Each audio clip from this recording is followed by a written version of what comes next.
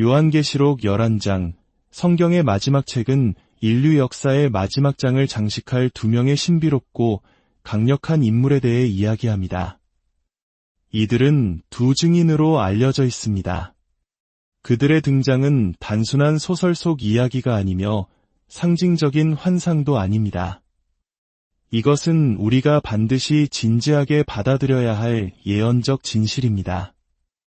이 두 사람은 하나님께서 직접 선택하시고 인류 역사상 가장 영적으로 적대적인 시기, 즉 대환난이라 불리는 때에 그분의 사역을 감당하도록 임명된 자들입니다.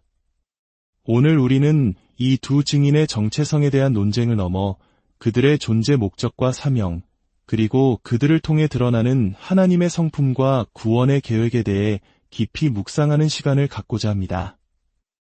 이 심오한 말씀을 듣기 전에 만약 이 메시지가 여러분의 믿음을 굳건하게 한다면 좋아요와 공유를 통해 더 많은 영혼에게 하나님의 은혜가 전달될 수 있도록 도와주시길 바랍니다.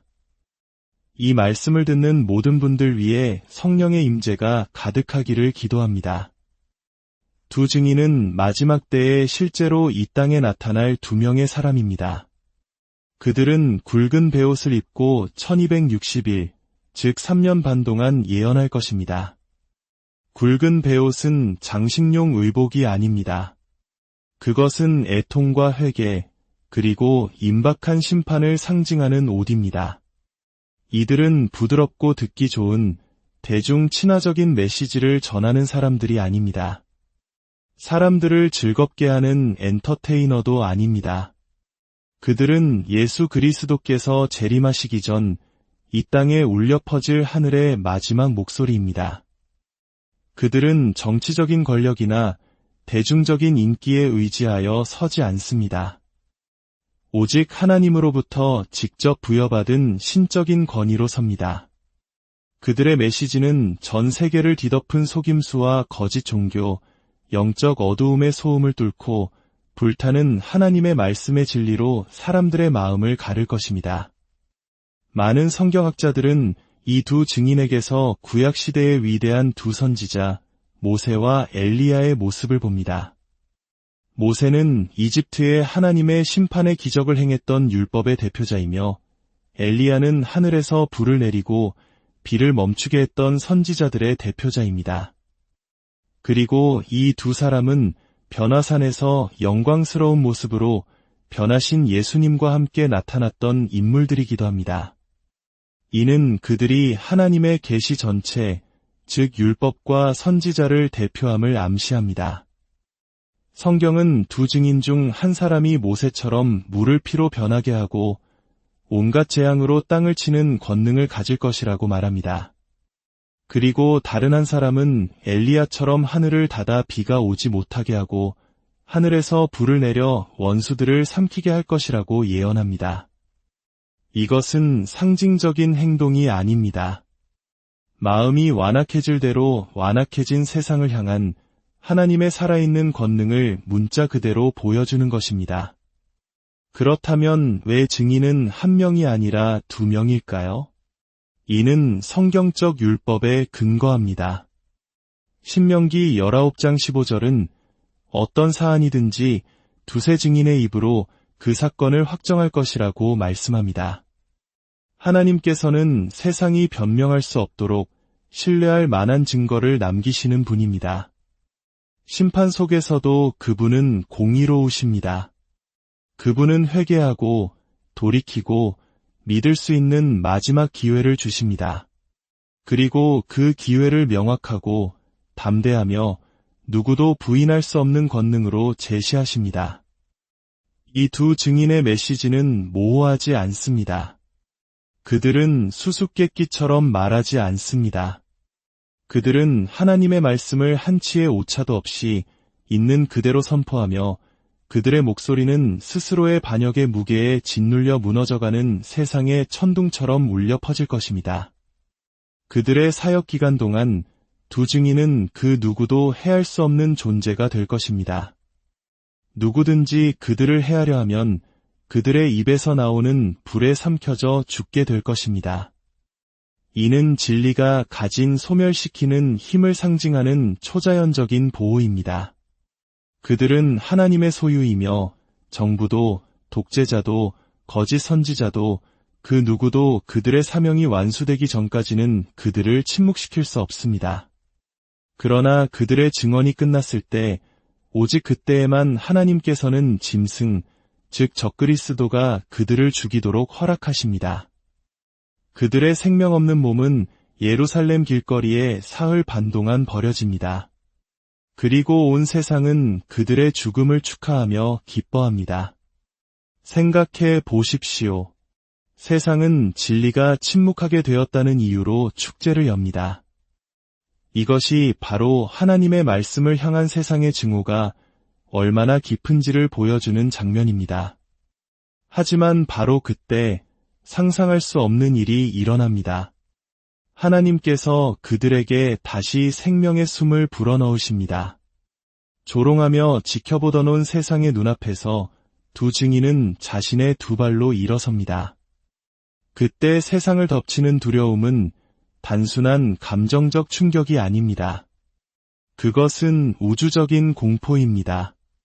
하나님의 말씀은 결코 죽일 수 없다는 것을 깨닫는 순간입니다. 진리는 땅에 묻힐 수 있으나 반드시 다시 일어섭니다. 세상이 승리했다고 믿는 바로 그 순간이 하나님께서 자신의 사자들을 옳다고 인정하시고 높이시는 순간입니다. 이것은 단순한 드라마가 아니라 거룩한 정의의 실현입니다. 두 증인은 예언 속 인물 그 이상입니다. 그들은 세상과 교회를 비추는 거울입니다. 그들은 가장 어두운 시대에도 하나님께서는 결코 무릎 꿇지 않는 목소리를 일으키신다는 것을 보여줍니다. 그들은 불같은 시련 속에서 신실한 증인의 삶이 어떠해야 하는지를 보여줍니다. 그리고 마침내 오셔서 산자와 죽은 자를 심판하실 만왕의 왕, 예수 그리스도의 재림을 가리키고 있습니다. 요한계시록 11장에서 두 증인의 사역을 자세히 들여다볼 때 우리는 강력한 근본적 진리를 다시 한번 깨닫게 됩니다. 그것은 바로 세상이 산산조각 나는 것처럼 보일 때에도 하나님은 언제나 모든 것을 통제하고 계시다는 사실입니다. 대환난은 전례 없는 고통과 혼돈, 속임수와 심판의 시간으로 묘사됩니다. 나라들이 분노하고 사람들은 하나님의 이름을 저주하며 영적인 어두움이 온 땅을 덮을 것입니다. 그러나 그 극심한 혼란의 한가운데서도 하나님의 주권적인 손은 흔들림이 없습니다. 그 어떤 일도 우연히 일어나지 않습니다. 그 어떤 것도 그분의 신성한 뜻을 벗어나지 않습니다. 가장 정확한 때에 두 증인을 보내시는 것은 어떤 상황에 대한 반응이 아닙니다. 그것은 하나님의 세밀한 섭리의 행위이며 진노 속에서도 하나님께서는 모든 것을 자신의 궁극적인 목적을 위해 조율하고 계시다는 분명한 신호입니다. 그들의 사명은 조금 이르거나 늦게 시작되지 않습니다. 정확히 하나님께서 정하신 그날에 시작됩니다. 그들은 1260일 동안 예언합니다. 하루도 더 많거나 적지 않습니다. 그들은 그 기간 동안 신적인 보호를 받습니다. 단 한 사람도 그들을 해칠 수 없으며 인간의 어떤 계획도 그들의 임무를 단축시킬 수 없고 어떤 적도 그들의 신적인 권위를 방해할 수 없습니다. 하나님은 하늘에서 일이 잘 풀리기를 바라며 지켜보는 분이 아니십니다. 정치적 상황에 따라 계획을 수정하는 분도 아니십니다. 그분은 통치하고 계십니다. 그분은 지휘하고 계십니다. 그분은 완벽한 때에 완벽한 정의를 집행하고 계십니다. 이것이 바로 두 증인의 사역이 선포하는 바입니다. 하나님께서는 이 증인들을 단지 진노를 쏟기 위해서만 보내시는 것이 아닙니다. 진리를 말하게 하기 위함입니다. 그들은 반역적인 세상을 향한 마지막 경보, 마지막 경고의 외침으로 봉사합니다. 심판 중에도 하나님은 자비로우십니다. 그분은 회개할 시간을 주시고 명백한 표적을 보여주시며 다가올 일뿐만 아니라 사람들이 귀 기울이기만 한다면 여전히 돌이킬 수 있는 것에 대해 외치는 목소리를 일으키십니다. 하나님은 세상에 이런 자비를 베푸실 의무가 없습니다. 자신을 설명해야 할 의무도 없으십니다. 그러나 그분은 은혜로우시기 때문에 기름 부음 받은 이 두 증인을 통해 말씀하십니다. 이것은 혼돈이 아닙니다. 이것은 무작위가 아닙니다. 이것이야말로 하나님의 주권입니다. 그들이 증언을 마쳤을 때 오직 그때에만 짐승이 그들을 죽이도록 허락됩니다. 다시 한번 이 정확성을 주목하십시오. 그들은 메시지 중간에 죽지 않습니다. 그들의 목적이 완수되기 전에 파괴되지 않습니다. 하나님의 주권적인 손은 적그리스도조차 넘을 수 없는 선을 그으십니다. 적그리스도의 권력은 허용되지만 오직 하나님의 시간에 순종하는 조건 하에서만 허용됩니다. 그리고 그들의 죽음 속에서도 하나님의 통제는 절대적입니다. 세상은 그들을 침묵시켰다고 믿을지 모르지만 하나님은 이미 그들의 부활을 계획해 두셨습니다. 사흘 반 후에 그들은 다시 일어설 것입니다. 은밀하게가 아니라 그들의 모든 원수들이 보는 앞에서 말입니다. 하나님은 그들의 메시지의 시기, 보호의 방법, 죽음의 순간, 그리고 부활의 기적까지 모든 것을 통제하십니다. 단 한 걸음도 그분의 뜻을 벗어나지 않습니다. 오늘날 우리가 주변에서 보는 시련과 혼돈 속에서도 이 진리는 동일하게 적용됩니다. 영적인 혼란, 도덕적 붕괴, 진리에 대한 적대감 속에서 우리는 무작위적인 운명에 버려진 것이 아닙니다. 하나님은 나라들과 지도자들, 역사와 그분의 교회를 다스리시는 주권자이십니다. 두 증인을 임명하신 바로 그 하나님께서 지금 이 시대를 살아가는 그분의 백성들에게도 굳건히 서서 진리를 말하고 그분을 신뢰하라고 명하십니다. 진리가 핍박받을 때에도 그것은 결코 무력하지 않습니다. 어둠이 일어설 때에도 빛은 결코 꺼지지 않습니다. 왜냐하면 정의의 하나님은 또한 질서의 하나님이시기 때문입니다. 두 증인의 입에서 나오는 불은 심판의 상징일 뿐만 아니라 그들이 선포하는 진리에 막을 수 없는 권능을 나타냅니다. 성경 전체에서 하나님의 말씀은 종종 불에 비유됩니다. 정화하고 거짓을 태우고 악을 소멸시키며 길을 밝히는 불입니다. 두 증인은 물리적인 힘이나 군사동맹, 대중의 인기에 의존하지 않습니다. 그들의 무기는 오직 전 세계적인 속임수 한가운데서 담대하게 선포되는 하나님의 진리입니다. 그리고 세상은 그것을 미워합니다. 이 증오는 더 깊은 것을 드러냅니다. 하나님을 떠난 인간의 마음은 진리를 경멸합니다. 예수님께서 친히 경험하셨고 그분의 참된 제자들이 항상 견뎌왔던 것과 같습니다. 구약의 선지자들로부터 신약의 사도들, 그리고 교회 역사를 거쳐 오늘날에 이르기까지 순수하고 타협 없는 하나님의 말씀을 전하는 사람들은 항상 반대의 표적이 되었습니다. 그러나 증오와 박해에도 불구하고 메시지는 계속됩니다. 왜냐하면 그것은 세상의 인정을 받느냐 마느냐에 달려있지 않기 때문입니다. 하나님의 말씀의 권위는 인간의 승인에서 오는 것이 아니라 하늘 보좌로부터 옵니다. 하나님께서 허락하시기 전까지 이 두 증인을 침묵시킬 수 없었던 것처럼 하나님의 말씀 또한 그분의 계획이 성취될 때까지 계속해서 나아갈 것입니다. 그들의 말에 담긴 불은 또한 진리가 결코 중립적이지 않다는 것을 상기시킵니다. 진리는 반응을 요구합니다. 하나님의 말씀이 선포될 때 사람들은 회개하며 그 말씀에 이끌리거나 반역하며 그 말씀에 대해 마음이 굳어지거나 둘 중 하나입니다. 오늘날 우리는 하늘에서 불이 내리거나 뜻대로 재앙을 부르는 시대에 살고 있지는 않지만 원리는 동일합니다. 당신이 성경의 진리 위에 설 때 당신은 저항에 부딪힐 것입니다. 세상은 진리를 원하지 않습니다. 세상은 긍정을 원합니다. 그러나 이 두 증인은 세상을 긍정하지 않습니다. 그들은 세상의 죄를 폭로하고 유일한 구원자를 가리킵니다. 그들의 원수들이 자신들의 승리를 믿으며 그들의 죽음을 기뻐할 때조차 그것은 단지 일시적일 뿐입니다. 진리는 다시 일어납니다.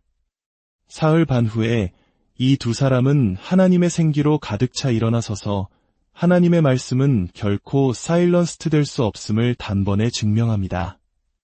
조롱받고 미움받고 십자가에 못 박힐 수는 있지만 진리는 항상 다시 일어설 것입니다.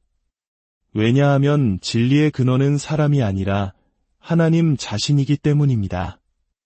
이것은 오늘날 모든 그리스도인에게 보내는 부르심입니다. 우리가 진정으로 성경이 하나님의 말씀이라고 믿는다면 우리는 두 증인처럼 담대하게 설 준비가 되어 있어야 합니다. 말씀이 인기가 있을 때나 없을 때나 선포해야 합니다. 우리의 권위는 교묘한 논쟁이나 감정적인 호소에 있는 것이 아니라 살아계신 하나님의 변치 않는 불같은 말씀에 있음을 이해해야 합니다. 두 증인의 죽음 이후 세상은 충격적인 반응을 보입니다. 그들은 기뻐하고 축제를 열며 서로에게 선물을 보냅니다. 평화나 자선을 기념하기 위해서가 아니라 마침내 진리가 침묵하게 된 것을 축하하기 위해 전 세계적인 축제가 열리는 것입니다. 이것은 타락한 인간의 마음이 가장 극명하게 드러나는 장면입니다. 사람들은 하나님을 거부할 뿐만 아니라 그분의 대표자들이 파괴되었을 때 환호할 것입니다. 이 장면은 예수님의 거부와 십자가 사건을 떠올리게 합니다. 세상은 그리스도가 십자가에 못 박혔을 때 자신들이 이겼다고 생각했습니다. 그들은 조롱하고 축하하며 진리가 패배했다고 믿었습니다. 그러나 사흘 후에 그분은 부활하셨습니다. 그리고 동일한 패턴이 두 증인에게서 반복될 것입니다. 사흘 반 후에 하나님의 생기가 그들에게 들어가 그들이 제 발로 일어서자 원수들은 공포에 질려 그들을 지켜봅니다. 이것은 성경에서 가장 극적인 반전 중 하나입니다. 그들의 죽음을 환호했던 세상은 이제 너무 늦게 자신들이 틀렸음을 깨닫고 공포에 얼어붙습니다. 이 순간은 중요한 사실을 드러냅니다. 악이 이기는 것처럼 보일 수 있지만 그 승리는 언제나 일시적입니다. 사악함의 축제는 결코 오래가지 못합니다. 진리는 공격받고 박해받고 심지어 죽임을 당할 수도 있지만 반드시 다시 일어설 것입니다. 이 패턴은 오늘날의 그리스도인들에게도 말하고 있습니다. 신자들이 진리를 위해 설 때 종종 반대와 조롱, 침묵의 압력을 받습니다. 세상은 종종 기독교를 낡고 공격적이며 심지어 위험한 것으로 봅니다. 신실한 목소리가 잠잠해질 때 세상은 안도의 한숨을 쉽니다. 그러나 성경은 우리에게 상기시킵니다. 악이 이기는 것처럼 보일 때마다 그것은 단지 한순간일 뿐입니다. 하나님께서는 결코 통제력을 잃지 않으십니다. 하나님께서는 더 큰 목적을 위해 특정 순간들이 펼쳐지도록 허락하시지만 결국에는 항상 자신의 진리를 옳다고 증명하실 것입니다. 세상은 종교를 미워하는 것이 아닙니다. 진리를 미워하는 것입니다. 회개, 거룩함, 그리고 그리스도의 주되심을 피하는 한 영적으로 들리는 언어는 상관하지 않습니다. 이것이 바로 두 증인이 단지 공격받는 것이 아니라 죽음 속에서 축하받는 이유입니다. 그들은 타협 없이 진리를 말하고 세상은 그것을 용납할 수 없습니다. 그러나 그들의 부활은 어떤 거짓도 영원히 진리를 억누를 수 없음을 증명합니다. 오늘날 진리를 위해 고통받는 그리스도인은 하나님께서 보고 계시고 기억하시며 행동하실 것임을 알고 이로를 얻을 수 있습니다. 그분은 모든 신실한 목소리를 변호하실 것이며 모든 신실한 증인을 존귀하게 하실 것입니다.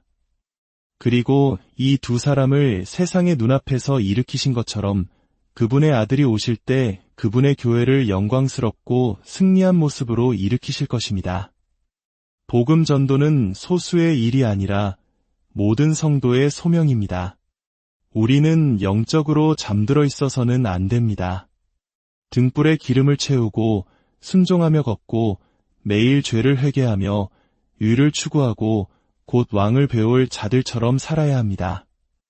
타협할 여지가 없습니다.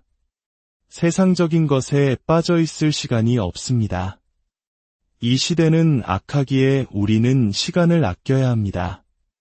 우리 문화는 점점 더 어두워지고 더 적대적으로 변하며 혼란스러워지고 있습니다. 그러나 바로 그때가 교회의 빛이 가장 밝게 빛나야 할 때입니다. 초대교회 성도들이 세상을 뒤집어 놓을 수 있었던 것은 그들이 많거나 강해서가 아니었습니다. 그들은 긴박함과 거룩함, 그리고 진리로 가득 차 있었기 때문입니다.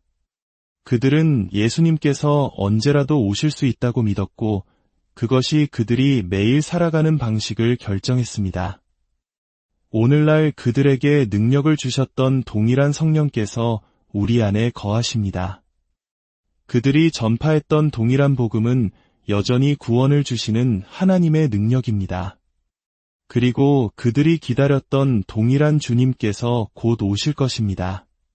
그 진리가 우리의 마음을 불태우게 하십시오. 시간이 다하기 전에 영혼들이 구원받고 삶이 변화되는 것을 보고자 하는 우리의 열정에 불을 지피게 하십시오. 두 증인의 사역은 단순히 이 땅에 대한 하나님의 마지막 심판의 예고편이 아닙니다. 그것은 모든 참된 신자가 어떤 존재가 되어야 하는지를 강력하게 보여주는 거울입니다. 그들은 어두움이 압도하는 시대에 밝게 빛납니다. 이것이 바로 지금 그리스도인들이 해야 할 일입니다. 우리의 사명은 인기를 얻는 것이 아니라 신실함과 용기로 복음을 선포하는 것입니다. 오늘날 많은 그리스도인들은 사회, 정부, 미디어, 심지어 일부 교회 내부로부터의 압력 아래 타협하려는 유혹을 받습니다. 교리를 완화하고 죄를 축소하고 그리스도의 유일성을 경시하려는 유혹은 강합니다. 그러나 두 증인은 우리에게 경종을 울립니다. 하나님께서는 담대하고 타협 없는 선포를 존중하신다는 것을 상기시킵니다. 능력은 전달자의 영리함에 있는 것이 아니라 메시지의 진리에 있습니다. 두 증인은 심판과 죄, 그리고 회개의 필요성에 대해 분명하게 말합니다. 세상이 그들을 미워할지라도 그들의 메시지는 침묵하지 않습니다. 이것이 모든 신자의 역할입니다. 세상에 받아들여지는 것이 아니라 그리스도께 신실한 것입니다. 그들의 죽음조차도 메시지입니다. 그들이 죽임을 당한 것은 약해서가 아니라 그들의 증언이 완성되었기 때문입니다. 복음을 위해 고난받는 모든 신자에게도 동일한 원리가 적용됩니다. 우리가 우리의 믿음 때문에 거절당하거나 모욕당하거나 박해받거나 심지어 순교를 당한다면 그것은 패배가 아니라 우리의 사명이 완성되었음을 이해해야 합니다. 그리고 하나님께서 두 증인을 생명으로 일으키시듯 모든 신실한 신자를 영원한 영광으로 일으키실 것입니다. 현대의 그리스도인들은 담대하게 살기 위해 대환난이 시작되기를 기다려서는 안 됩니다. 우리는 지금 증인입니다. 우리의 가정, 직장, 도시는 우리의 선교지입니다. 만약 우리가 말하지 못하고 뒤로 물러서고 세상이 더 깊은 속임수에 빠져드는 동안 침묵을 지킨다면 우리는 신실한 증인이 아닙니다. 하나님은 두 증인처럼 그분의 교회가 등잔대처럼 빛나도록 부르셨습니다. 그리고 그 빛은 숨겨져서는 안 됩니다.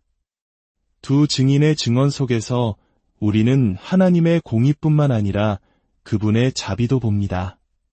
심판이 땅에 쏟아지는 순간에도 하나님께서는 여전히 회개의 설교자들을 보내십니다.